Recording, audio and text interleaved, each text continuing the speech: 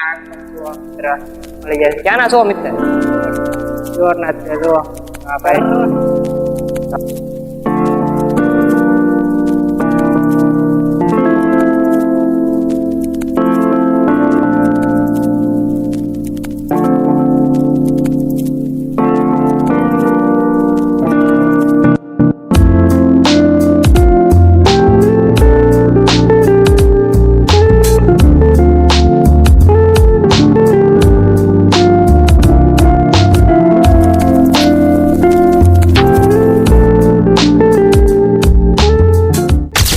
હમણાં હું ઊભો છું સિહોરમાં.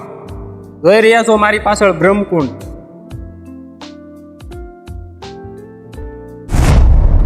તો કેમ છો કલેજાઓ?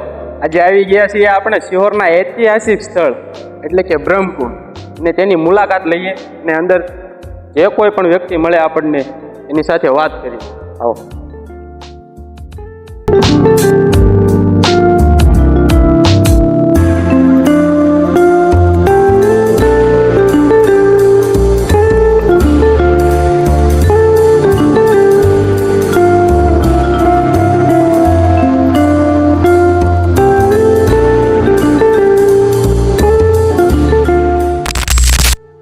મિત્રો, એવું કહેવાય છે કે એક લોકકથા મુજબ રાજા સિદ્ધરાજ જયસિંહને એક ચામડીનો ગંભીર પીડા હતી, એટલે કે રોગ હતો.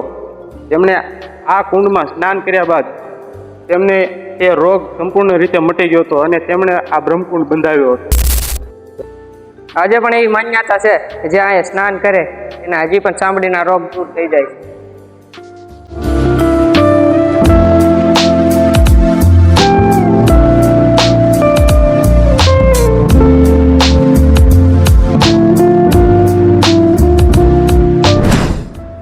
મિત્રો, તમે જોઈ શકો છો કે અહીંયા સુંદર કોતરણી અને જૂના પથ્થરોના સુંદર પગથિયા આપણને અહીંયા જોવા મળે છે.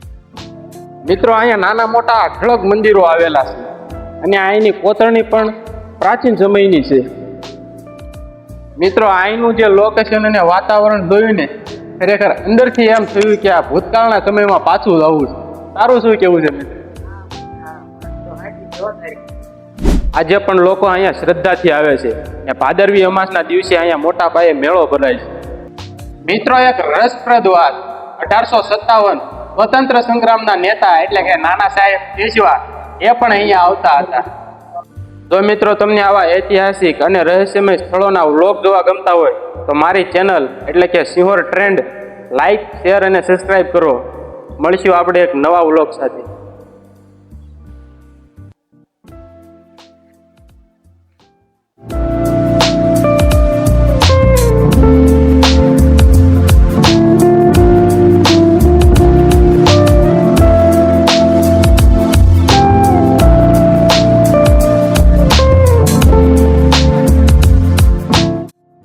તો હેલો મિત્રો, તો આપણા સબસ્ક્રાઈબર મળી ગયા છે. અહીંયા આપણે વિડીયો બનાવવા મિત્ર મળી ગયા છે. ક્યાંના છો મિત્ર? જોરના છે જો. હા ભાઈ